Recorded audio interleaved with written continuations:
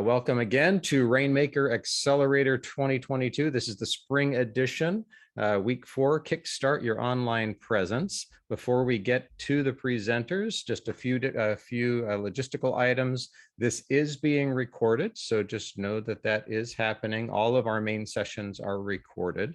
If you could, and if your name is not as you registered, please change your name, and you can do that by clicking on participants or just hovering over your own video window and using the 3 dots in the corner. But ultimately you want to find, if you click participants, you find your name, you go to more and then click rename, and you can rename so that your first and last name are in there. Business is also helpful as well. All right. So we do have a Facebook group. I think as of whenever this snap was taken, we've got 167 members in that group. And as I've said in previous weeks, there are fantastic conversations going on there and connections being made. So make use of that. And if you just look up RAINmaker on Facebook, it should pop right up. We are here in week 4, and we've still got plenty of learning to happen as we move forward, but we are making progress. And a little bit about mentor hours. Actually, Anna, you know more about what you wanted to say about mentor hours. Could you jump in here? Yes. Well, I want to thank all of you guys for your patience, as I know I drove you a little crazy with all of the calendar invites I sent. So I decided to dosify a little bit more so I don't scare you. But some of you did ask me to have a list of all of the mentor hours with the speaker and the topic. So here they are. These do not include your cohort mentors. So all of the links are here. You will receive calendar invites at least 2 weeks prior to it, but most likely around 3.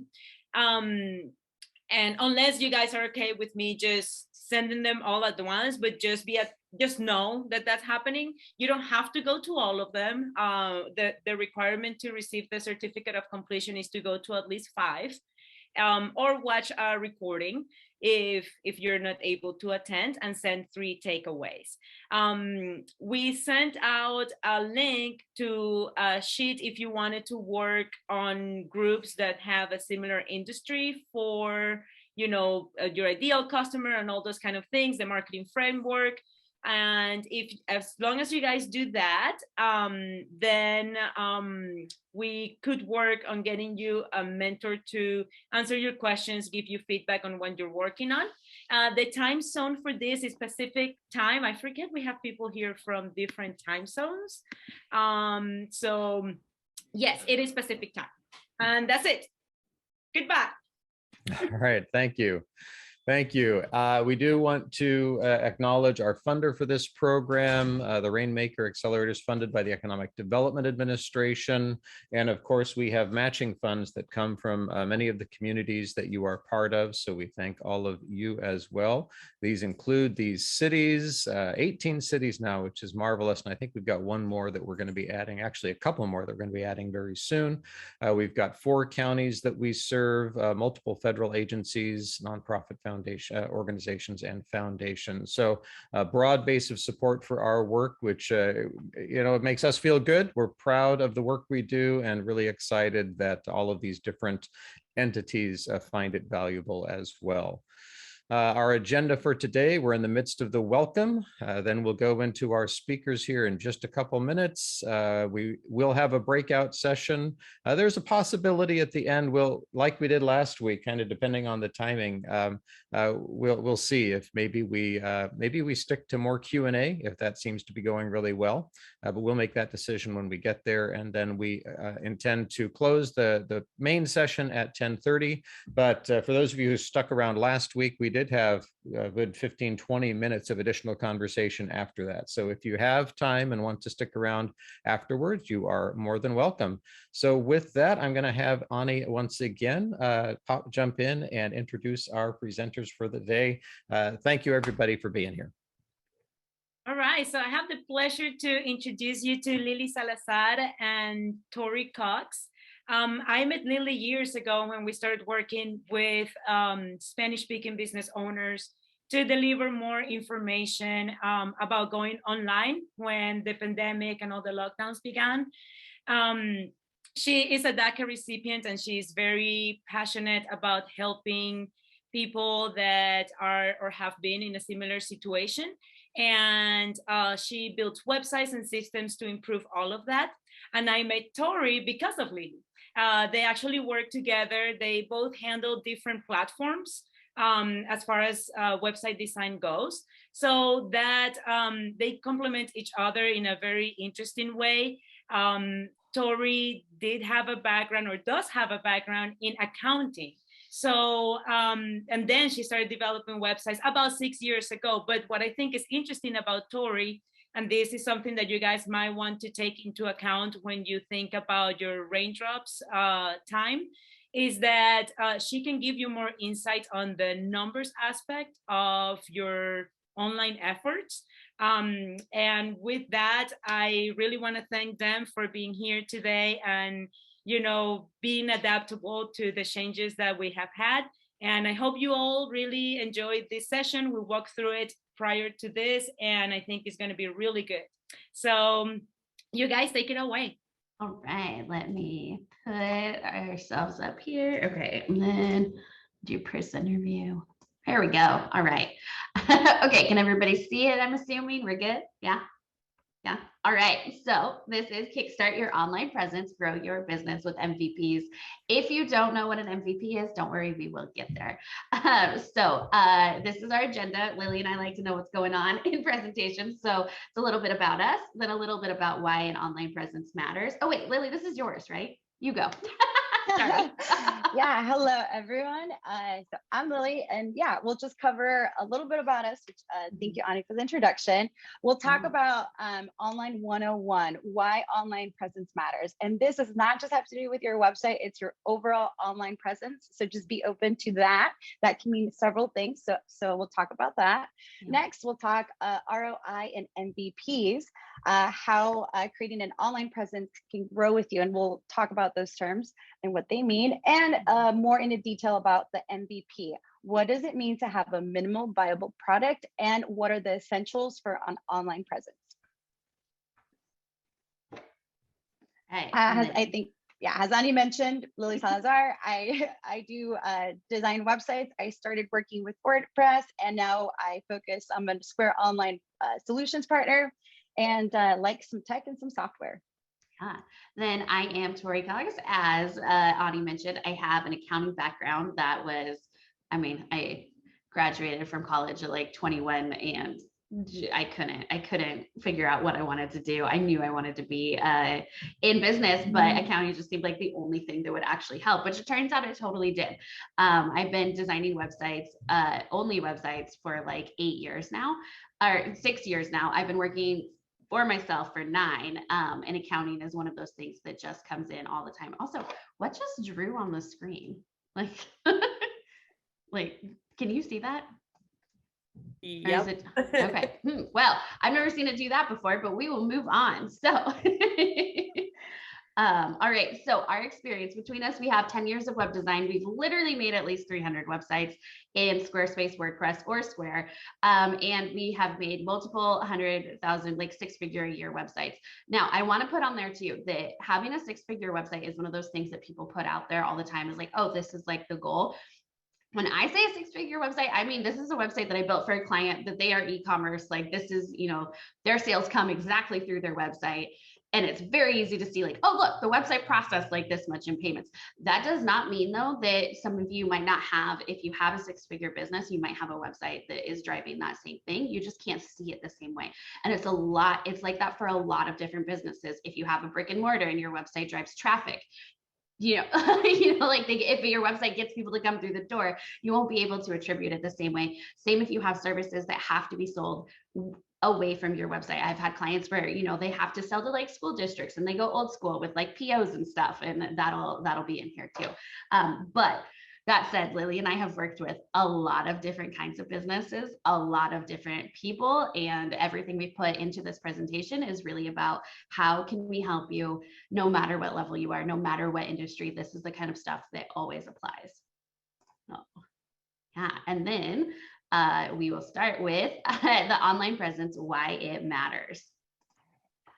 So like I mentioned, when talking about online presence, take into account that it's, first of all, it's to create, legitimize your business. Before your clients do business with you, or when they get a referral, or when they hear anywhere about you, whether a billboard, a business card, trust me, they're going to go straight to Google and they're going to Google you before doing any call to action, calling you, or purchasing. Now, we want to make sure that they find information that's accurate, relevant, like your business name, your address, and your phone number. You'd be surprised how many websites we've seen that people don't have the basic information.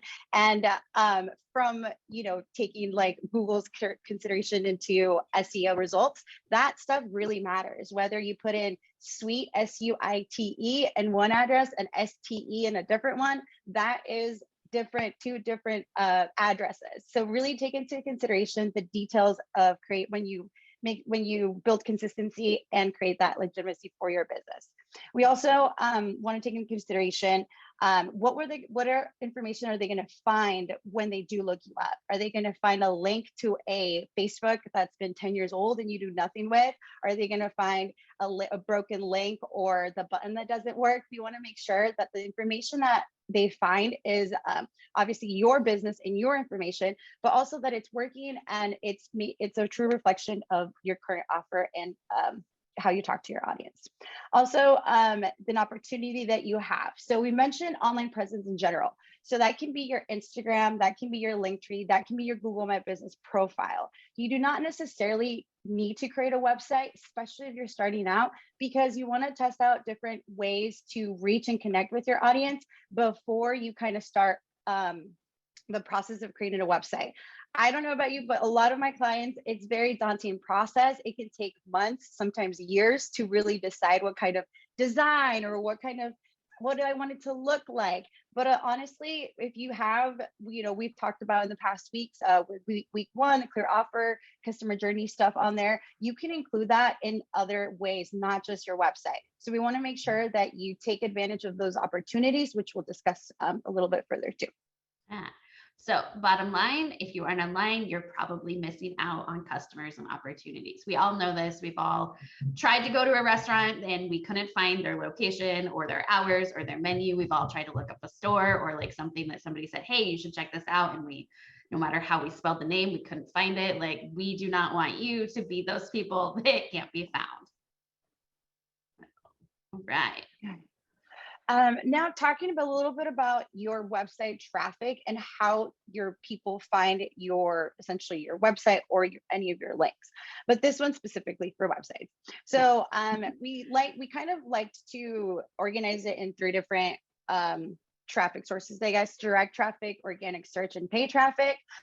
People use different terms, but just to kind of reinforce these, the direct traffic is whenever someone clicks on a link. So whether that's an email, a social media, a text from a friend, they see it on a business card, they see it on a billboard, on your your URL on a work van, for example. That's just the direct traffic that you're telling people to go to that domain name and look you up. Now, the organic search is when someone types a search query and clicks on your website from the listing. This is where SEO, Google My Business, other factors that are taken into consideration affect how you come up on those search results. Then paid traffic is essentially any traffic that you get from taking your credit card out. That'd be pay-per-clicks, Facebook ads, any sort of way that you essentially pay to get people to get to your website. And here, I'm sure you are all familiar with this, but this kind of just creates a visual of what that looks like.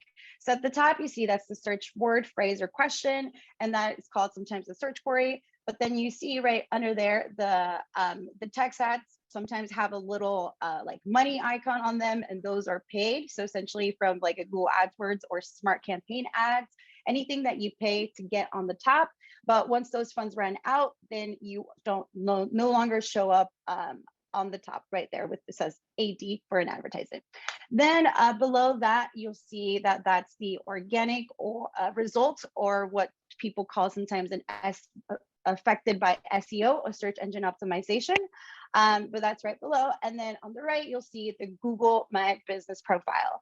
If you're a local business, definitely need to have a Google Business profile. You can get one for free, and I can share a link on more information about that. But it definitely helps create posts, have your information, have your call to action. Like I said before, you do not necessarily need a full website.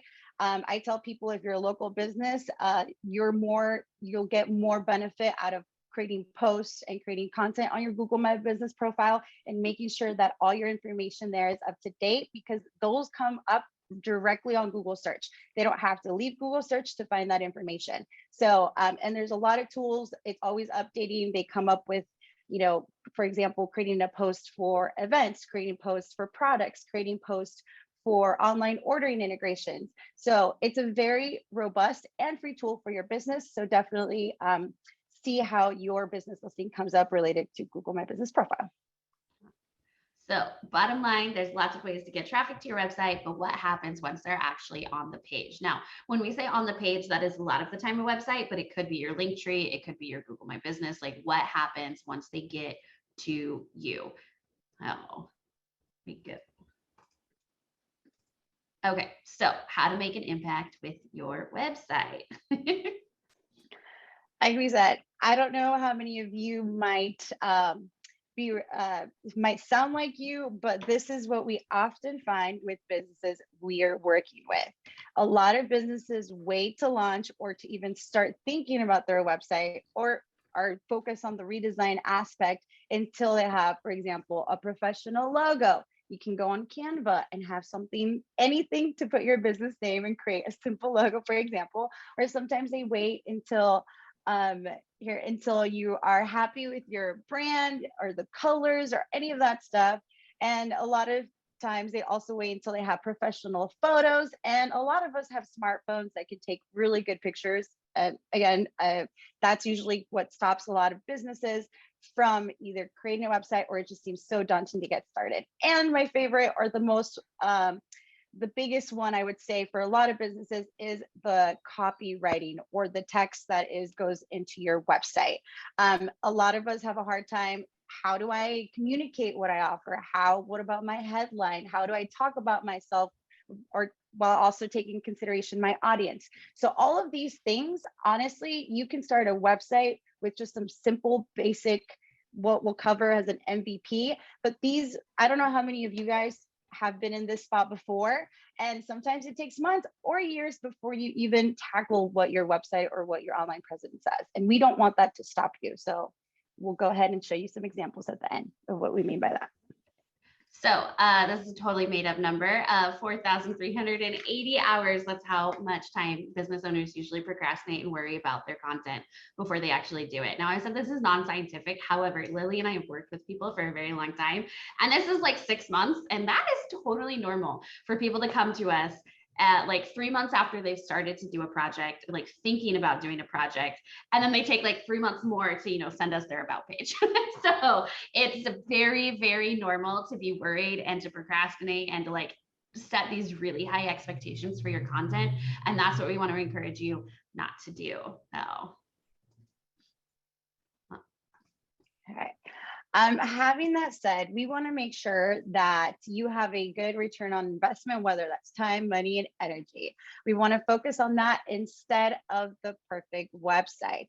And as we've seen too with websites, it's really easy to spend $5,000, $10,000 or more on the site and assets, buying pictures online, looking for graphics that you probably don't need to buy before you even have a clear audience and a solid offer.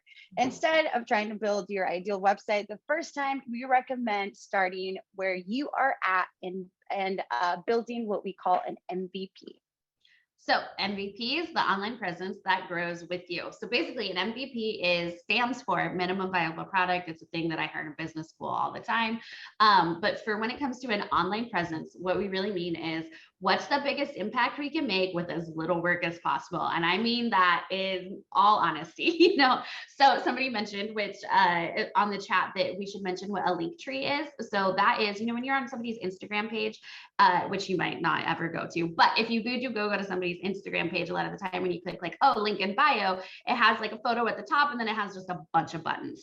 And that is one of the things that can be an online presence that's an MVP. You can actually have one of those that just has your photo, has like a headline that says, hey, like I offer website design, and then it has a button for like schedule a free consultation.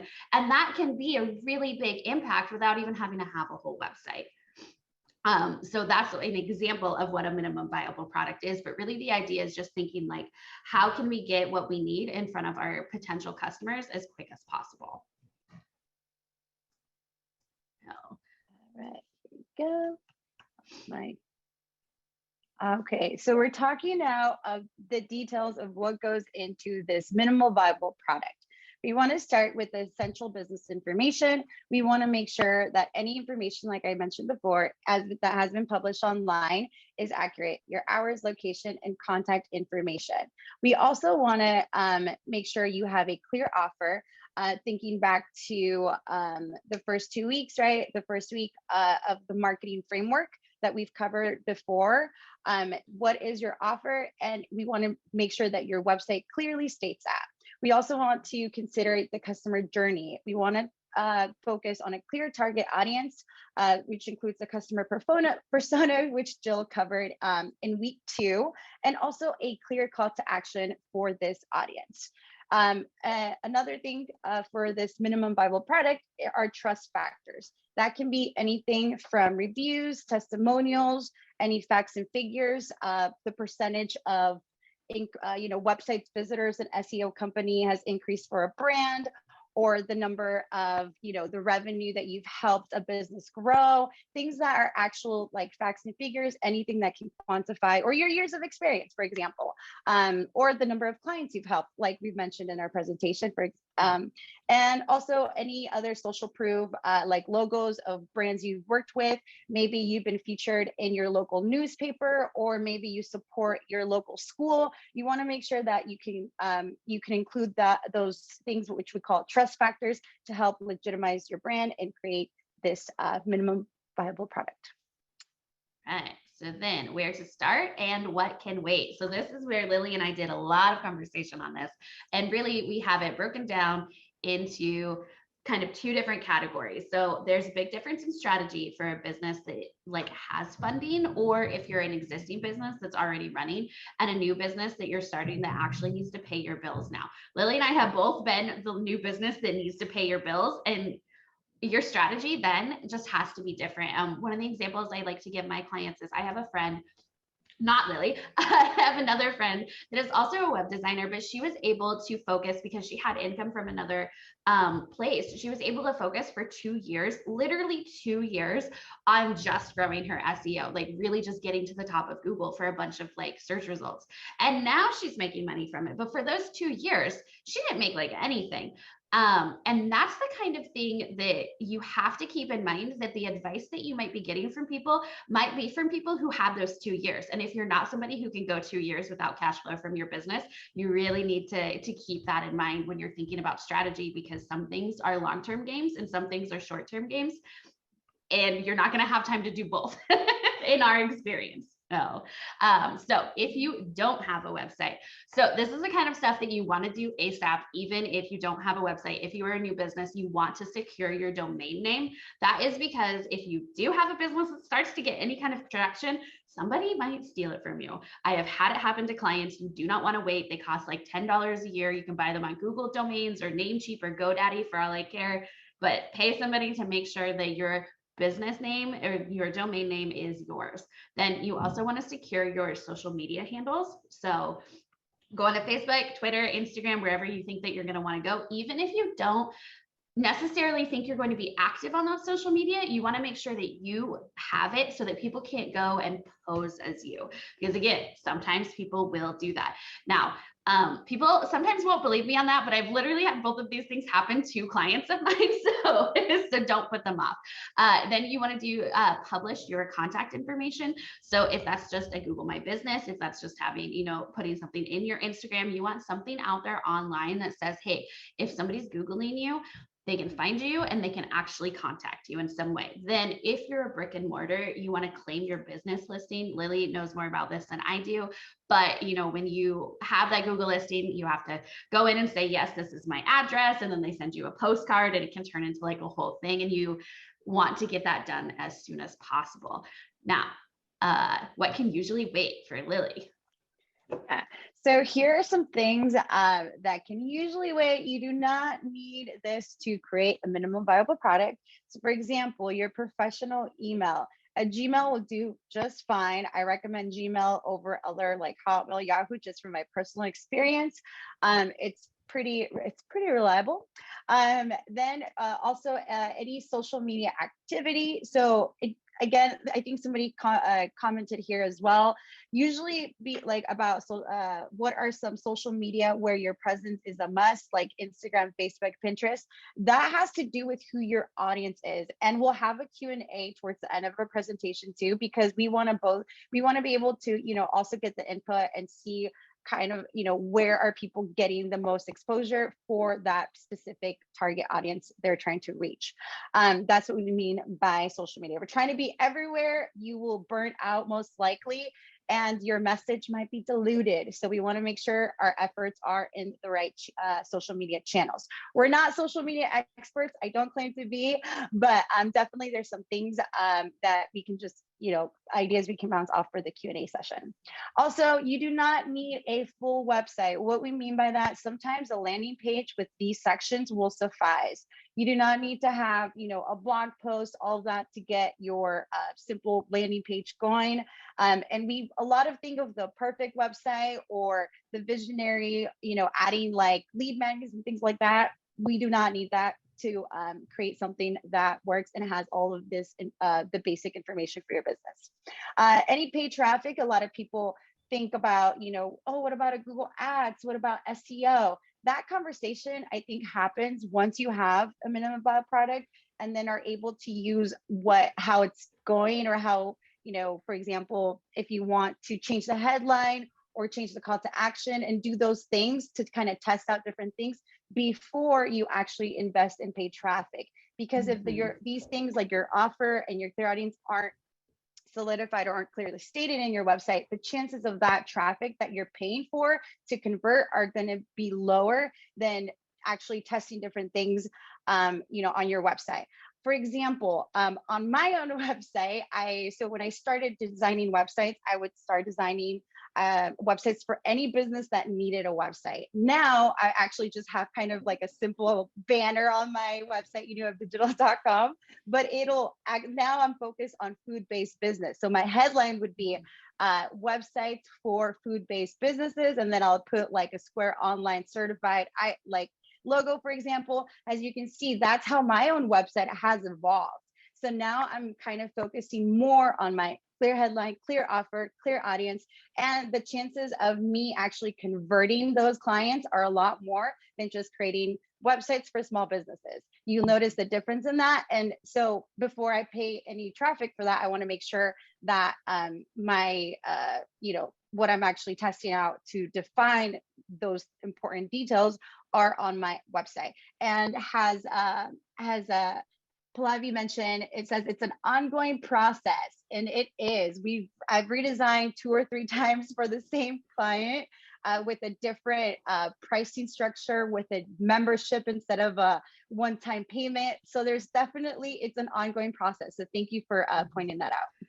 Yeah, I remember actually when Lily and I first met years ago, I'm sure you remember this, Lily, where we were talking about how I sold websites for the first year where I just had a coming soon page. And Lily brought it up and like on the Internet Archive, and it was the worst like coming soon page too. It wasn't even good. I have no idea how I managed to land clients, but I did because I had something that was up that just said like, hey, like you can contact me here. And that's, for a lot of people, all they needed, because I also had a portfolio that was way better than my own website, but a lot of the times you can iterate, you can make it better. So then if you do have a website, so what to do ASAP. So this is like, okay, you have something out there, you want to know, okay, are we hitting any of this? What you want to go do first is make sure you actually have a clear offer. And you might not be the best judge for this. You might need to run it by other people and say, hey, can you look at this website and tell me what you think I'm selling? Because I have had clients where, you know, their clear offer is like, we do this like service. And it's like, okay, that's not really like a clear, you know, that's not a super clear offer. Like to kind of explain that more, you know, for web design, you can say I do web design, or you can say that like I do Squarespace website redesigns for service providers. Those are two like very different things that, you know, one is a lot more clear, like what are you doing, what's here, instead of just like a general like, hey, I'm in this category. Then we have make sure that you have multiple clear call to actions. Now, sometimes people get kind of confused between the offer and the call to action. So the offer is like what it is that you're selling. The call to action is what should they actually do to try to get that thing. So on my website, it's usually schedule a free consultation. If you want to redesign, go to my website, schedule a free consultation. That's how I have mine set up. If you know, like if you're an actual brick and mortar, it might be like, come and visit us, like come eat, make a reservation, come to the store, like anything like that. And then once you have your clear offer and your call to action, you want to go back and think of your target audience and make sure that the words you actually use actually speak to that customer persona. Like, you know, if you're targeting parents, make sure it actually like talks about their children or like the idea of parenting. So you want to go back, make sure that it's actually talking to them. And then if you can, find somebody in your life that is part of that like target audience and run it by them too. And just say like, hey, does this actually like resonate?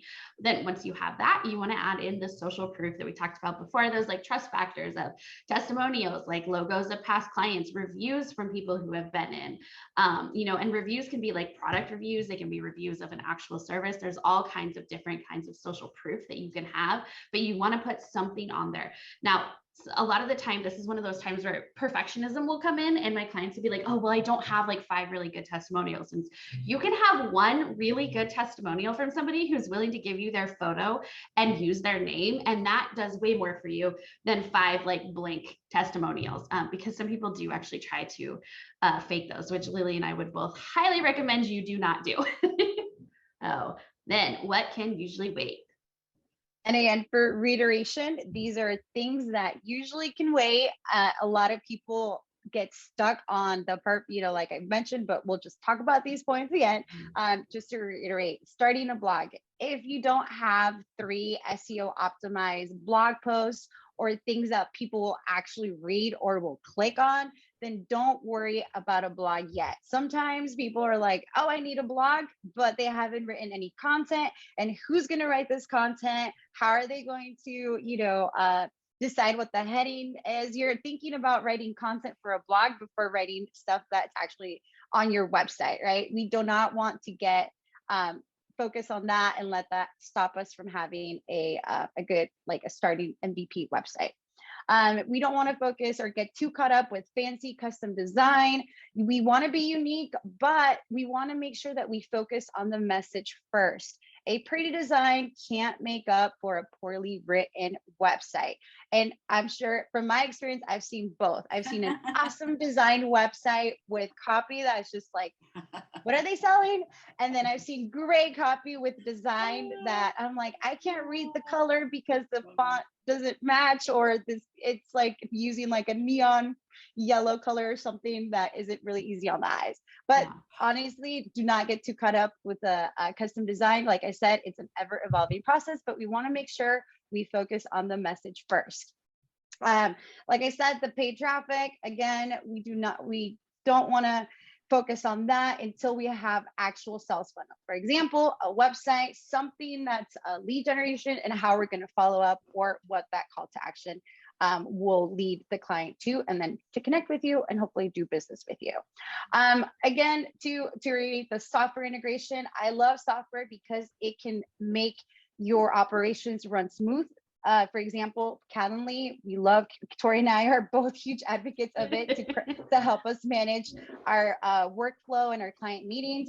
But some software like chatbots, Facebook Messenger, other fancy software tools that help that help your business aren't necessarily the first things you want to focus on, and that can usually wait. I don't know about you, Lily, but I run into a lot of people who are trying to automate everything before they're like actually even half full. Yes. Like if you're not at capacity, you don't need to like get too far into automating everything, because a lot of the time you just like build these systems that aren't actually making your life easier because you don't have time to actually manage the work and the automations. Like automations are for when you can only manage like automations, but if you're not there yet, then you don't have to worry about it as much. So, and I love how I love how Tori brings me back always. I always talk about like, oh, I need a mail campaign, I need a welcome sequence, hey, thanks for signing up, or thanks for attending our webinar. And it's like, we don't necessarily need that to begin, because that is going to take away from our message and from having something that we can test different calls to actions, and don't want to. There's too many software tools and people get caught up on the tech stuff. Again, don't let that like hold you back from creating something that has that clear offer, a clear message, and can help your business get something that will help you actually grow and get started. Yeah, actually have it all going. So that is the presentation that we have. We also have a breakout session. Should we bring that up, do you think, Lily? Like the can we do that? Can we answer a few questions before we go into breakout session? Absolutely. Let's do it. Awesome, because I've been writing quite a few over here. And I also wanted to ask you, when is the right time to send the poll for the kind of business? Oh, probably now, right, Lily? You think? Okay. Yeah. All right, perfect. So I'm going to read the first question, and then I'll pull up that poll. So is it paid traffic or direct if you put your link in an email to your list, because she pays for that email system? That is direct. So paid traffic means you paid somebody else to give you their audience. So just because you paid for like MailChimp or ConvertKit, that's still like you could have technically gone into your email and written an email to that person. So that's considered direct. You didn't have to pay somebody else to get that specific person to your website. Awesome. Do you guys do website audits? I mean, we don't actually have that either. I don't think either of us have that listed as a service, but I mean, I think usually what we do, Lily and I both are really good at working hourly. Like you could just book an hour and we can go through your website. No. What do you think, Lily? And yeah. This is also something that you guys could do with raindrops. Today I've been naming raindrops a lot, and you guys probably have way more questions about it. So Anna at some point is going to give us an update on that. We are working on a website so you guys can actually book your own time. But that is Anna's baby project. So we'll wait for that. Now, the next question is, does Linktree suppress the Instagram algorithm? Do you know, Lily? I don't. No, I don't know the answer to that question, but I don't believe so. Yeah. Okay, and this is a question we could probably ask Jessica next week, since she focuses on social media. Mm-hmm. So this is a general comment. But they have been 100% disappointed with digital marketing agencies that they have hired for tasks like websites, social media marketing, and creating digital content. So now they only work with external resources in live screen share work sessions. And then by working that way, they can quickly correct and tune in the content. Do you guys have any advice for people, like, instead of being disappointed about who you hire for your digital marketing needs, anything that you could share that would allow people to make the best choice when it comes to a service provider for that? Yeah, so I think that one thing you have to think of, and this is something I keep in mind, Lily and I, we're expanding, we're actually hiring our own people to work a lot more now too. And if you're consistently disappointed, it's probably not them. And that's like a hard thing to hear. And I don't have any idea who said this. But if you're consistently disappointed in the work that people are providing, it's either usually you're hiring way too cheap, like you're looking for expertise and then you're hiring people for like $5 an hour, or you're just not actually being very clear on what it is that you need. And that is a really hard thing to get right. I mean, Lily can attest to me trying to figure out how to like when I'm working with coders and designers, that I am constantly like, oh, okay, like I forgot to tell you to do this, or like, oh, I forgot to do that. So there has to be that like taking that accountability and responsibility that there will be things that we do wrong as the people hiring that hits that. And that is like, if there's a pattern of people disappointing, it's probably something in the hiring or in the explaining of like what it is that you're looking for. But what do you think, Lily? Yeah, I think a lot of people also sometimes outsource some of the stuff. For example, when you say, hey, I need you to create a website, or can you help me? Okay, here are your pictures, here's your logo, and here's the content on a Google Doc. If you literally ask a website designer to create a website from that, they're going to design the website based on what you provided.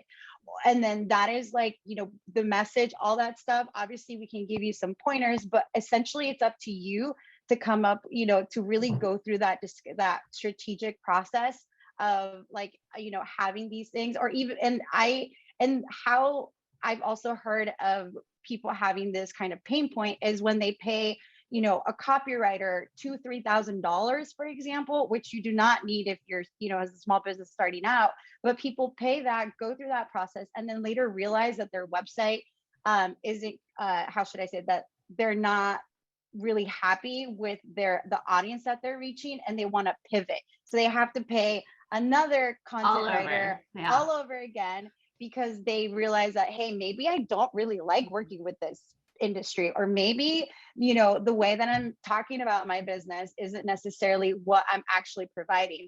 And I think that goes back to what Tori says, like really taking that and being like, am I ready to pay somebody to do this for me, or can I use like tools and resources that'll help me actually test out and work on not just my website, but like how I deliver that that what they're buying, that service or that product, and that operations, and how it ties into your website. So really kind of doing that reflection of like, does it make sense to hire somebody to do the copy for me time and time, or rebrand my logo that'll essentially come up to like a $5,000 or $10,000 website, which we know as a small business owner going through that pandemic, that's a lot of money. So just that's kind of how we've heard people have bad website or agency experiences. And sometimes when you work, like how I've helped people is during a screen share, sharing the screen, doing what we can on that call. And if they really need more help, then they do need to hire a copywriter, but that's really up to the business owner to make, to really come to that conclusion with the help of obviously, their experience, and also people that like us that can help them kind of guide on the basic principles. Yeah, I think what you were talking about kind of hit on the idea of over hiring. Like sometimes people are hiring before they really know if their offer and their target market are a match.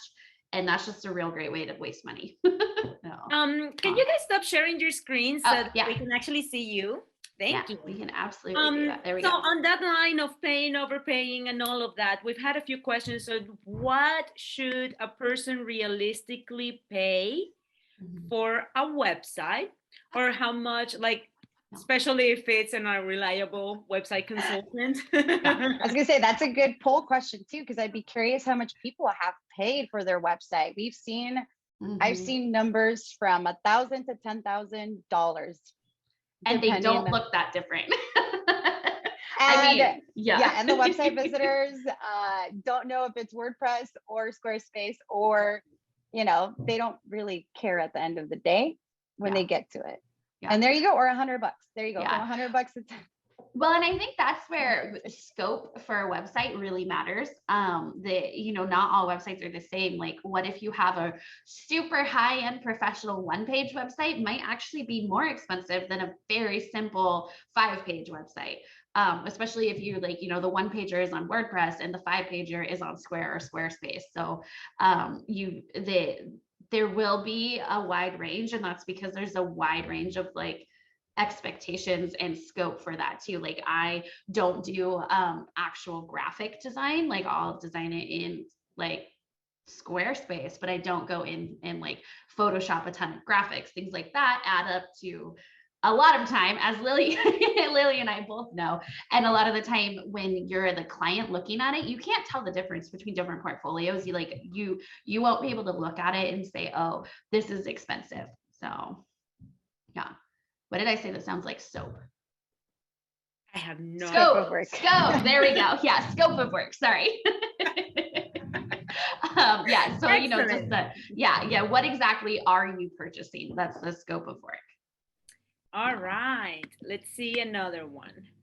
Well, I know you guys are not on social media, so I'm gonna leave that question for next week. It's about social media and presence. That is a must, and you guys already did answer that. That also depends on your target customer. Mm-hmm. So focus on your target customer, and then next week we can ask Jessica about what would be the best channel for your social media based on your target customer. What does it mean that you are a Square Online certified? So I just mentioned that, for example, for my website, that for me, that adds legitimizes or social proof that I did receive the training to build websites on Square Online, which is Square Up point of sale. They have that Square Online. So an example for businesses here is is there a course you've taken? Is there a award or achievement that or somewhere you've been published or featured in, that you can add that logo or that certificate or something that will just further legitimize your brand or your business. Awesome. Thank you. I actually need to do that on my website. Yeah. So I saw something in the chat where someone mentioned that it doesn't matter what platform you're using, you just want to learn all of it. And I will say that is not true for everyone. And that's because there's some of us that tech comes really easy to, and there's some of us that it is really hard for. The same way that a lot of us can go in and just write an about page really easily, or write their services pages, and some of us that's going to take us weeks. And we really want to encourage you to lean into your strengths and outsource the weaknesses. So if you're somebody that's totally terrified of anything tech normally, if you don't want to deal with it personally, then you're probably not going to magically be different business wise either. And you probably want to hire somebody or find somebody who can help. And it doesn't necessarily have to be an expert. If you have a child or a kid in the family that can help too, if you really are trying to do something simple. But for some of us, that gap is just going to be more work than it needs to be. Oh, yeah. And platforms are always evolving too. They're always coming up with new, for example, WordPress. I've used Elementor Page Builder. They start as a plugin. Now they're a theme builder. Now they cloud, and they are Elementor Cloud, and they host the websites. So it's an ever evolving platform too. And are you actually, building websites for clients, or are you just doing your own website? And that's just really, honestly, like I said, it's like Tori mentioned, just to piggyback of that, there's always something that's going to be evolving. Do we want to jump into the oh wait, I don't know how we are on time. So yes, we are getting close to the breakout session activity, but like we did last week, we want to ask you guys, what do you want to do? So the breakout activity is essentially, I call it a self-audit. I don't know what Lili and Tori call it, but that's how I called it. And you can use it for any channel that you're in, whether that is your website or your social media profile or your Google My Business profile, anything that is. So yeah, what do you guys want to do? Do you want to go and do the breakout session? No more expert, no breakout. Oh, more experts, no breakout. Does everybody feel the same?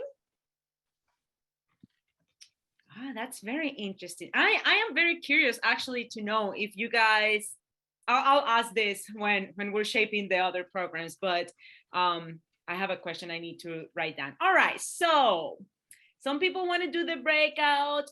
Well, we can still share the breakout activity. I don't know if we have to necessarily go to the breakout session. Somebody asked if we could do the audit of a website over here for everybody to see. Would that be a possibility? I mean, we're game. Yeah. No. Yeah. So some people are saying like it all depends on how the breakout activity is. So if you guys want to share your screen with what that looks like, then I'll keep monitoring the chat. Yes, so we have this checklist for online presences. This could be your website, it could be your social media, it could be your Google My Business, but this is what we have on here. Lily, do you want to go through it? Yeah, so kind of how we did in one of the slides, these is more in detail what kind of examples to include and how we're going to write the answers or fill this in. Starting with the essential business information, business name, like I said, the phone number, the name, address, phone number, email, hours. Sorry to interrupt you, but some people are asking if you can make it bigger so they can see better.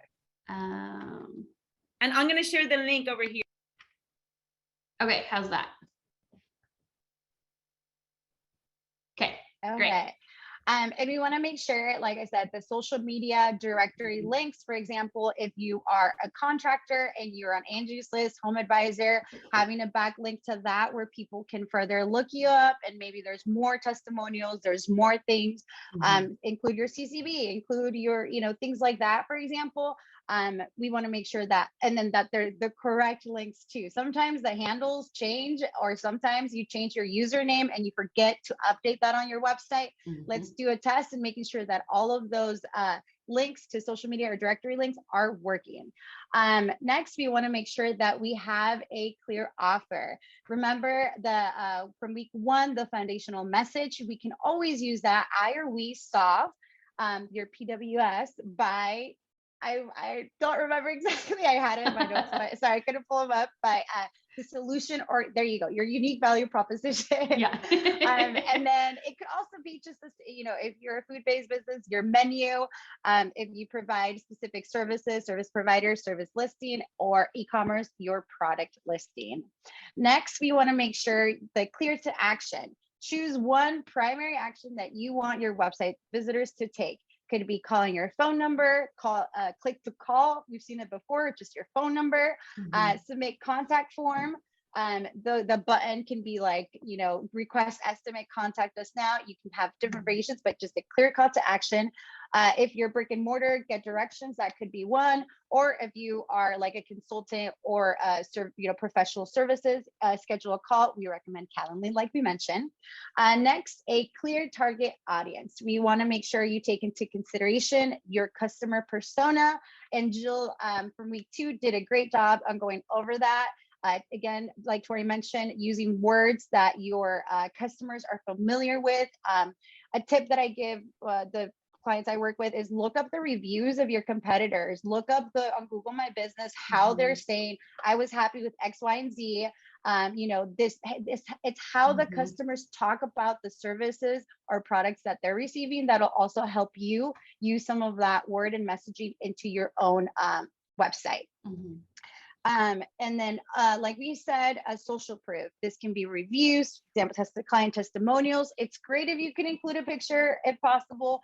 And then if they're a business too, include their business, maybe their logo, whichever, just having some social proof will help. Numbers, like I've mentioned, logos, and any publications you've been featured in. Some of the restaurants that I've worked in have been featured in articles. For example, the best tacos in Portland. We want to be able to link that to make, it'll just reinforce the fact that this place has delicious food. And we have some examples, actually, which jumps in. How about I do this one and you want to do the next one and we'll Sure. Does that work? Yeah. Okay. So here's just an example. I work with food-based businesses. This is an example. For example, Lori's Tamales. at 123 Appleway, Vancouver, Washington, open 10 a.m. to 8 p.m. Monday through Friday. And we'll have some like social media links, probably Instagram, because food, as we know, like they said, we eat with our eyes, or that's what usually captures our attention. As to have it, so Instagram would be a really great link to have on there.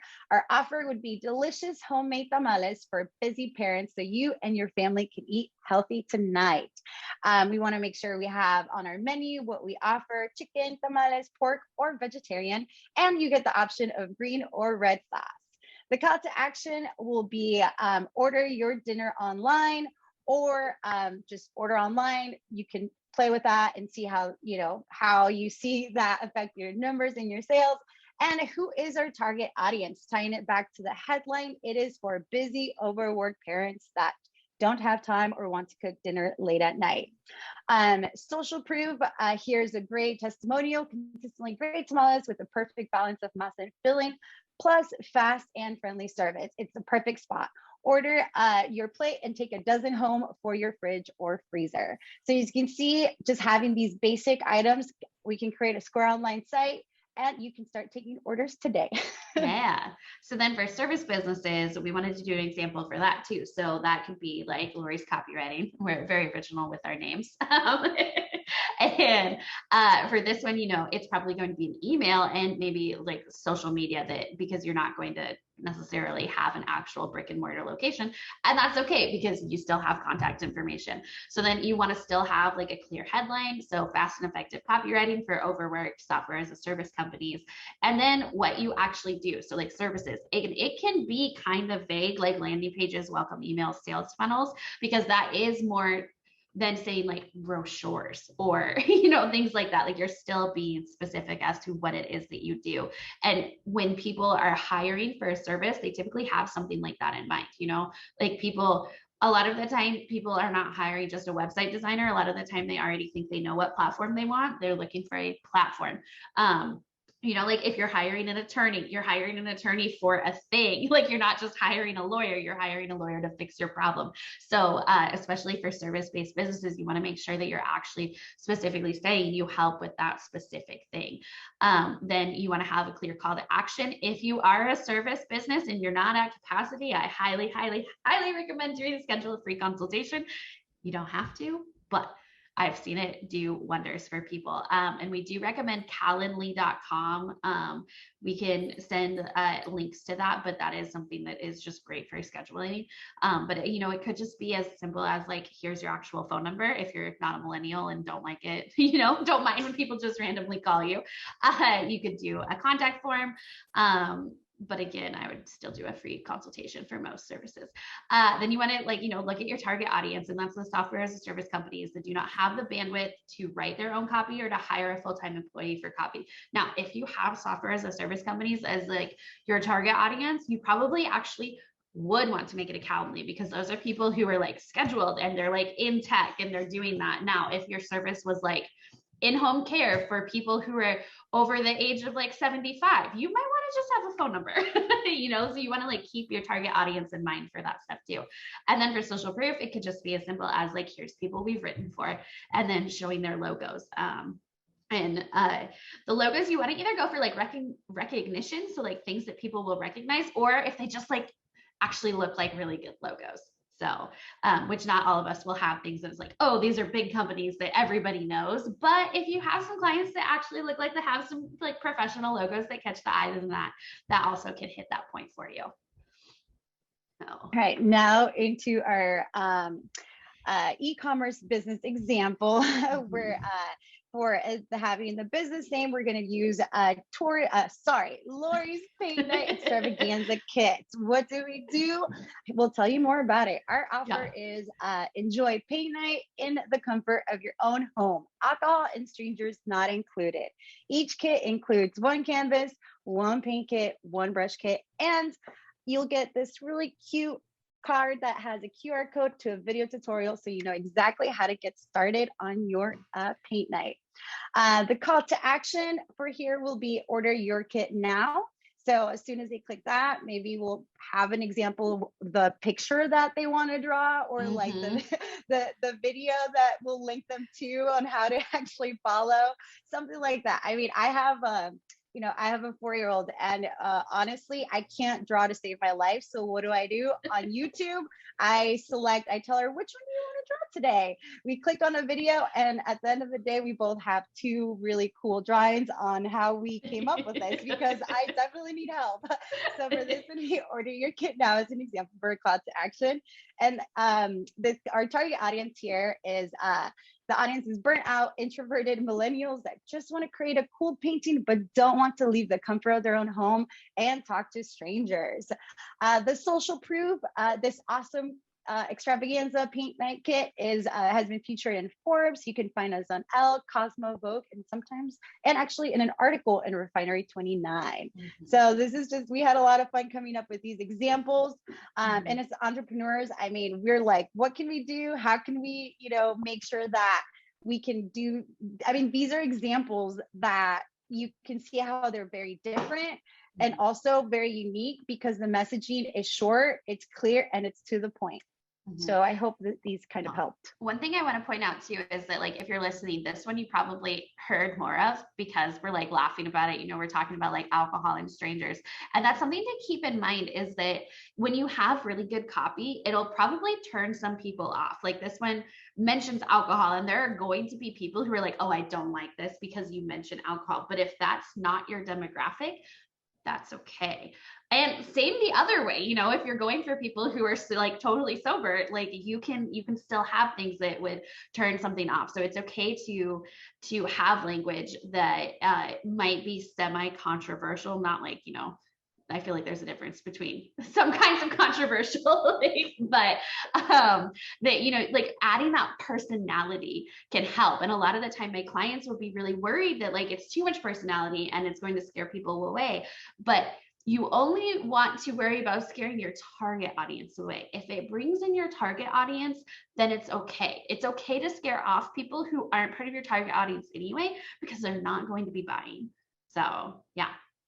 And it's more memorable, the more unique, and the more, it's going to be more memorable than just using what everybody's using to describe their business. Exactly. Yeah. Any recommendations that you guys will have for the ones that have nonprofits? That is okay. So I would actually think of it as impact instead of like the call to action as like, what do you actually want them to do? Sometimes that's like volunteering. Sometimes that's, usually for my nonprofit clients, that's donating, and then especially for nonprofits, Lili and I have deal with this, Lili more than I do, where your nonprofit is actually serving more than one target audience. And that's where it gets a little bit tricky, and you might actually want to hire somebody to talk it through, because you have to have a website that caters to the people who help you keep your nonprofit going and the people that your nonprofit is actually like existing to serve. So yeah. For example, I've worked with nonprofits that we want to make sure, on the homepage is, here's how you can help. If you can't help with donating, you can help volunteer at one of these events.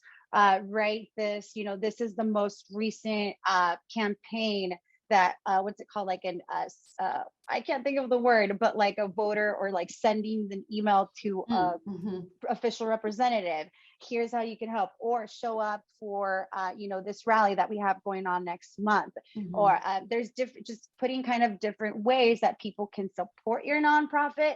If they don't have the funds to do it with their checkbooks, they can do it with their time, or, sharing something on social media to raise awareness. So kind of including different avenues, different ways that people can help you. Now, if, like Tori said, if you're serving different kinds of businesses, it's like, okay, this is, want to include how businesses can connect with you and what it is. Are you offering classes? Are you offering one-on-one, connecting them with, resources, and how these have helped? For example, social proof would be like, we've helped, 250 entrepreneurs get, a website, or we've helped, the clients increase the revenue by 20%. These are things that will solidify kind of that, where their money is going, how they're helping, and here's like proof that we've done it before, so you can trust us that we're actually creating an impact and our numbers show it. Awesome, thank you. Just an announcement, I think this is important. Ellen just shared that PACO, which is the Philippine American Chamber of Commerce, can reimburse you for a year of subscription in Calendly and Canva. So you guys, Cool. that's a good opportunity over there. That's only for folks in Multnomah County, though, Ani, just to let people know. Thank you so much. So only for Multnomah County. Click on the That's form awesome. and super cool. We need something like that in the other places then. On the paint example, you know, you kind of cover different targets. How do you factor that in? I probably didn't even read it right. I'm gonna just read it again. The paint example can cover so many different target examples. How do you factor this in? So I guess, Lily, do you understand the question? Is that maybe paint night for, you know, like grandmas that, I mean, or like, is that paint night Like it for could have been. beginners? Is it paint night for people that want to be the next, you know, like just, is it levels? There's so many ways that you can, I don't want to say necessarily test, but the reason why I focus on food-based businesses is because I worked in a restaurant for 10 years while I was in college. Square Online is really easy for me to set up and use, and I really like that it has all the stuff built in. So, and I really like working with Latino-owned businesses, which a lot of them are women that are in food business. So this is how I've kind of come up with that target example, because I enjoy working with them and I also have the experience with it. And honestly, because I realize that I can make the most impact. So that is my my journey. And what I would suggest is ask yourself kind of those questions, right? Like, who do you want to sell to? Who do you want to sell to? Who do you want to work with? Where have you made the most impact? How can you, and test it out. Like I said, I've been doing websites on and off. I can't remember exactly, but I mean, I started my business, Uniweb Digital, in 2018. And, this is 4 years later that I'm finally niching down. And I heard this advice actually from the Vancouver Chamber, that she gave me that advice. I was reluctant to take it because honestly, I just needed money and I needed work and I needed to get the experience. And now I'm coming full circle and I'm coming back. I'm like, she was right 4 years later. And now I'm like, okay, now I'm confident. Now I'm able to really make an impact, because if I can open that payment gateway to these businesses, everything else will help, sustain it and will help grow it, because the offer, the call to action, and all of that is kind of already established. So again, this is just from my personal experience, but I think this is kind of a good way to really examine who that target audience and who that is for. And if you want to test it out, and if you really want to evaluate your numbers, and Tori's great at this. She's also helped me with this kind of back-end strategies, because when you start, you'll take money. I mean, I was like, I'll take, I started building $500 websites, for example. And you might be, is it for websites for, low budget websites? Maybe there's people there that maybe there's a audience for that. Or is it only exclusive, minimum $10,000 website to start working? I've seen tattoo artists, for example, do minimum booking fee, $500 per session. That's pretty clear. It'll reinforce people actually want to work with you. And maybe it'll scare off people that's like, hey, it'll waste your time in trying to lowball you for a $200 tattoo. Just my thoughts. Yeah, I think that it's important to remember that most things can be sold to multiple audiences. It's just what you want to focus on. Where the paint kit is really obviously could be sold to multiple audiences, but even the tamales, like we had that as two busy parents, but you could also easily do it to like hipsters or, like young people college with like, students. with margaritas involved, or like, you could do all kinds of different audiences. It's just, some of it is who do you actually want to like sell to, and some of it is experimentation and seeing what audiences actually work.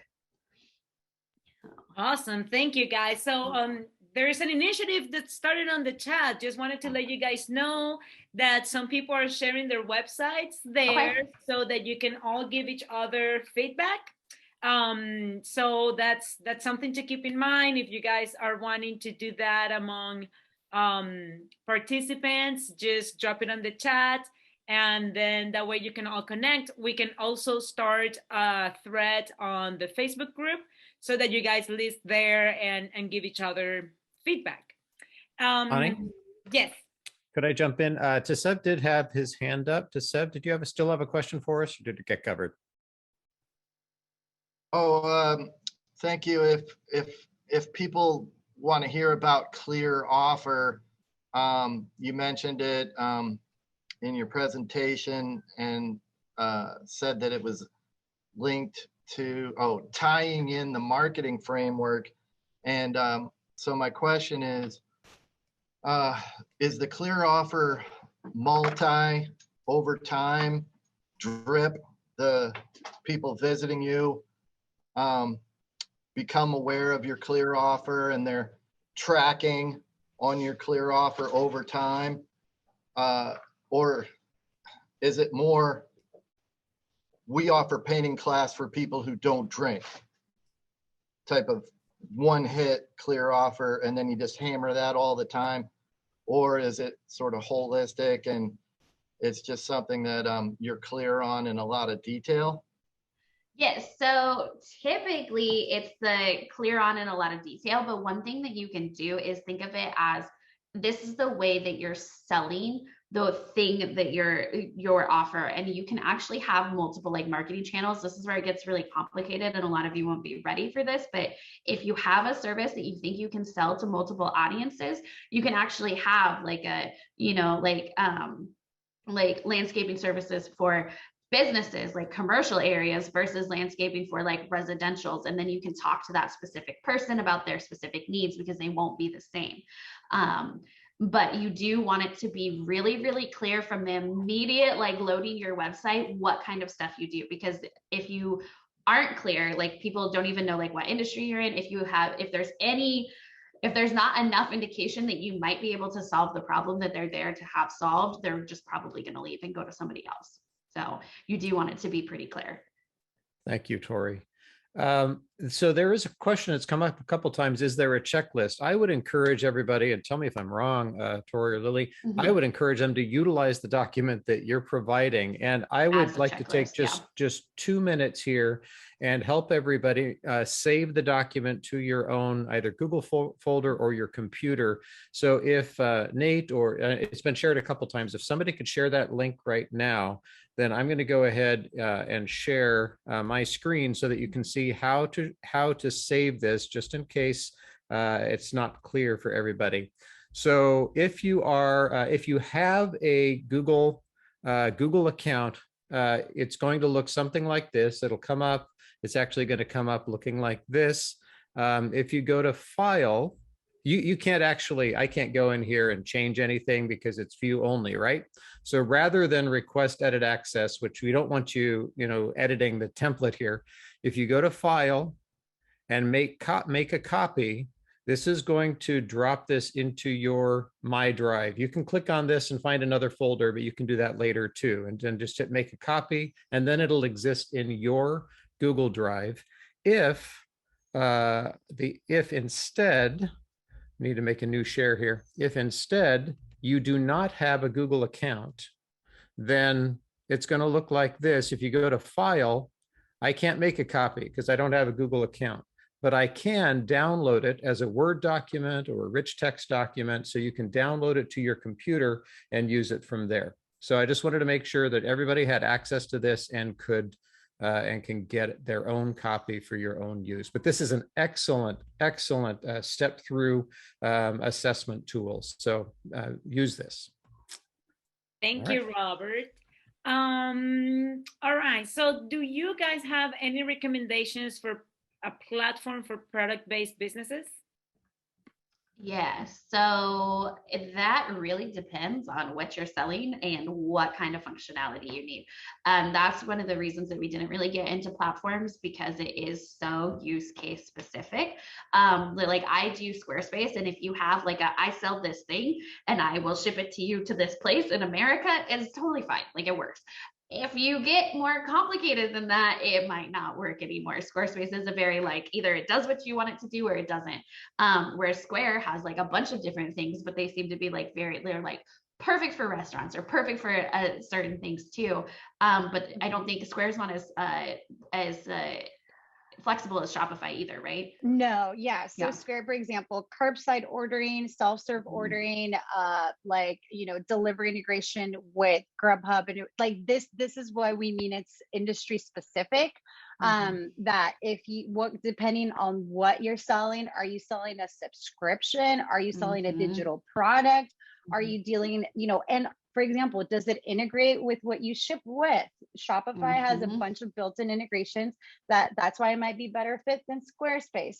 But from our experience, honestly, like, I have WordPress and I've used WooCommerce. Whenever I hand the site to the client and there's more hands into the project, I don't do e-commerce on WordPress anymore for that reason. It can break. There's plugin incompatibility. They might have to hire a developer. The headaches that a small business sometimes doesn't have the budget, time, or resources to address.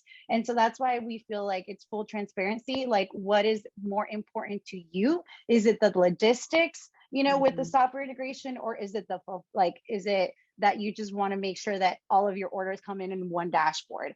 I recommend attending, like, there's a lot of webinars for these platforms. For example, Square Online, if you obviously Google or YouTube an overview, YouTube is your best bet for comparison. There's actually this, I'll see if I can find it and drop it on the chat, but there's this guy that does reviews on, like, here's Squarespace versus Square, Shopify versus BigCommerce, and that'll show you the differences, so you kind of get that comparison. And honestly, until you use it, until you test it out, and you won't really know, or you can just look on blogs or other people that are also in your industry. And there's a tool that we use, it's an extension called Built With, that we can see what platform it's on. And if you're visiting a website and you like what it's on or how it looks, then you can see what platform they're in. And that's what I usually tell, clients. It's like, oh, you're on WordPress. Well, I can't really help you with that. I'm probably not going to be the best person, because if you want to transition, it's going to be a lot of work to put all of your products into it, right? If you start from WordPress to Shopify, it'll just cost you more money, time, and effort to get that going. So I would say, YouTube, the comparison between the platforms, see which one fits for your industry, and just ask, community like this. Maybe you can connect with other people in your industry and seeing why they prefer one over the other. I would also say, go ahead, sorry. Tori. I would also caution people that if you're looking for advice like that, if someone says this platform is 100% always the best, don't trust them. Because there is nothing that is ever always 100% the best. Like, that doesn't exist. It's not a thing. And that means that they might not be actually looking at the actual details of your situation. So just something to keep in mind. So one of the questions regarding product sales, they ask about selling both direct and wholesale. Does Shopify have a private wall for wholesalers? Neither of us does Shopify. What I do in Squarespace is I actually just make a password protected store that people can't get to unless they have the password, and we just give the wholesalers a password. I don't know if Square can do that, Lily. Does it do passwords or anything like that? Oh, sorry. I honestly I haven't used that functionality. So I haven't tested it out myself. Yeah. So I served a client once that had wholesale and retail, and they were on Shopify, and they just set up two separate sites. Right. So they had one was a .com and the other one was, I think it was a subdomain or a .net, and or a .biz, and they provided either site to each audience. So now they have to have like two completely different websites too, which that's the kind of stuff.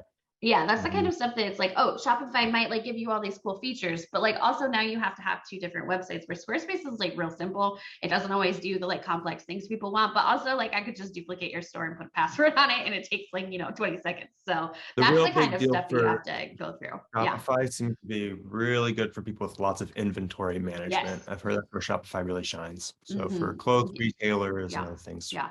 Especially because Shopify, you can like bulk edit inventory, which is like not a thing that you can do in Squarespace. You can't just like say, oh, I'm just going to update this like CSV and now it'll all update. Now that's where the use cases really, really matter, because a lot of us don't have those worries, but some of us, the ones that do, those are huge concerns. So that's why there really is no one size fits all, even within the same industry. Because even like jewelry and art, people have been mentioning that if you sell one original piece of art, that's super easy. If you're selling original pieces of art plus commissions plus digital stuff, now you're getting a lot more complicated, but it's still technically, the same industry. So that's where use cases for your actual use is really important. Thank you, guys. I had a really quick question for Lili. Catherine, 1 second. I just need to ask Robert if there's anything else that we need to cover, because these are the last 5 minutes. We can still continue to answer the questions, but I just need to know if there's anything else that is super important for everybody that is here to know before we disconnect. I'm looking. Okay. So you can ask your question in the meantime, Catherine. Oh, thank you.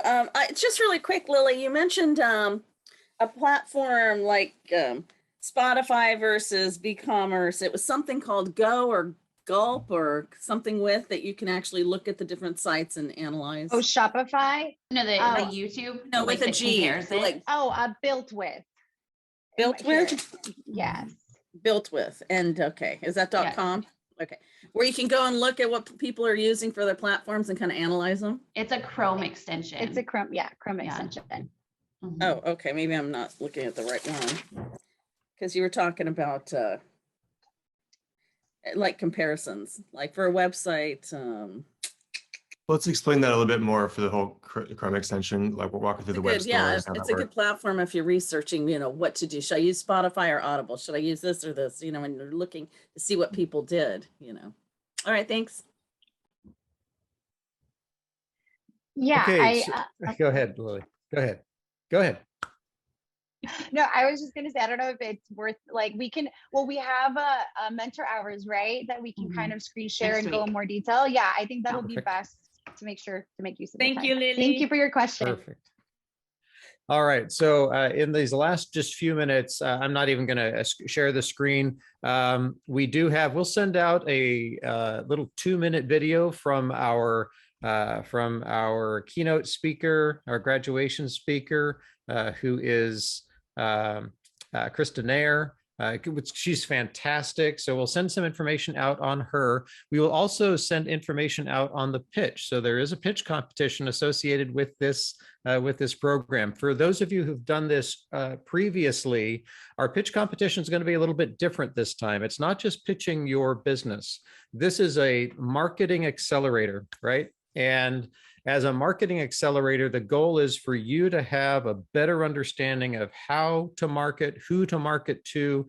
And so we're just looking for 60 to 90 seconds. So our focus is going to be on what you've learned here, what you're taking away from this RAINmaker series. So the pitches will be judged on inspiring marketing efforts that you're going to put into place, what you're actually going to do to market to get your product and service out into the world. So more information. We'll actually have real specific guidelines and some examples for you to look at. It will be a recorded pitch, meaning we will ask you to get us a video recording at just 60 to 90 seconds in length, but that won't be due here until the second to last session. And we've got a 2 weeks break right there. So that's what you have to look forward to. And my dogs are blowing up. So Anna, you take it. Awesome. Thank you, Robert. And there are prizes for this. So just so you guys know, last time we did a video kit that included a ring light and a microphone and a stabilizer for your phone, as well as some crash prizes and some one-on-one time with professionals in digital marketing that are not consultations that we're offering through Raindrops. So it's like even more special. So, you guys are welcome to pitch it. I know not everybody is comfortable with pitching, but this can also be a very good opportunity for you to practice, and see how you express yourself about your business or project or nonprofit or, whatever it is that you are doing. And that way we can also learn from each other, because there might be something that another participant is thinking about applying that you didn't think about. And then, you know, we can kind of pick our brains among everybody. And then that's just going to be, I'm really looking forward to it. I think it's different from what we've been doing before, and it's going to be very useful for all of you as well. All right, so we're right on the clock, 10:30. So those of you that need to head out, thank you for connecting today. The mentor hour for Lori, I just mixed your guys' names. For Lili and Tori, Lori, it's going to be on the 10th, I think. Let me double check here my calendar.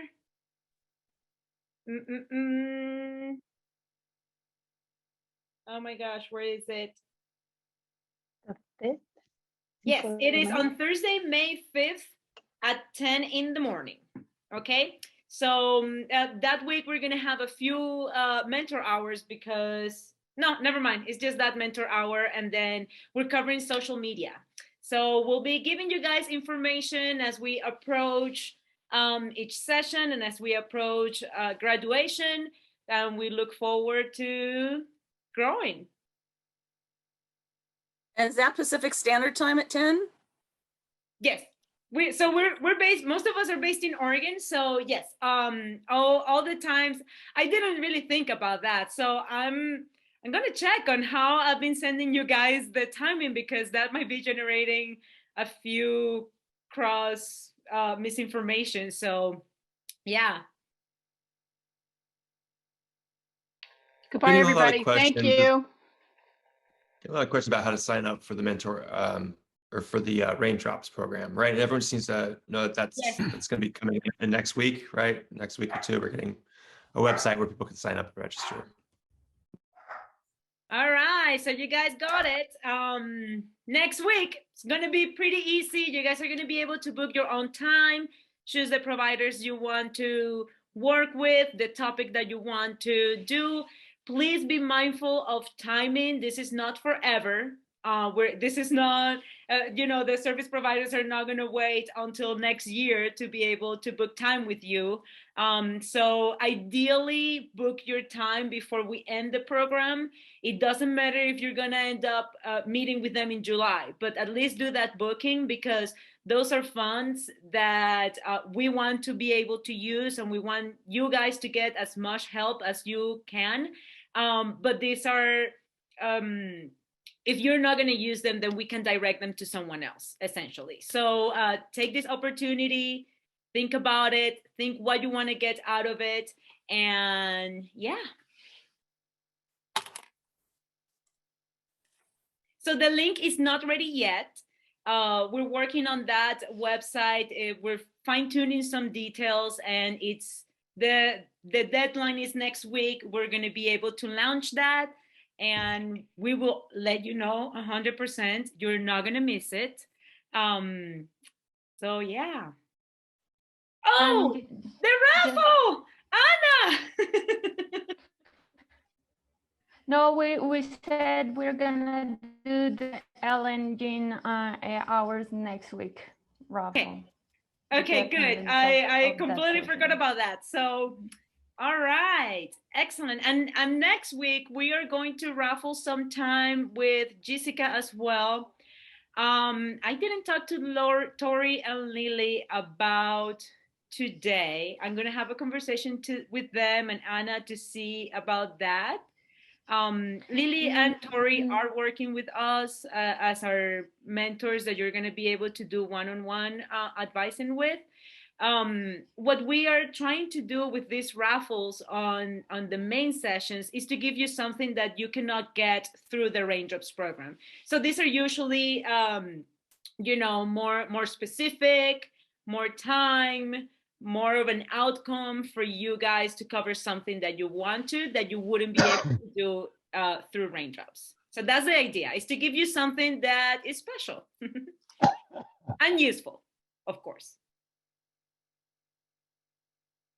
All right, do we have any more questions?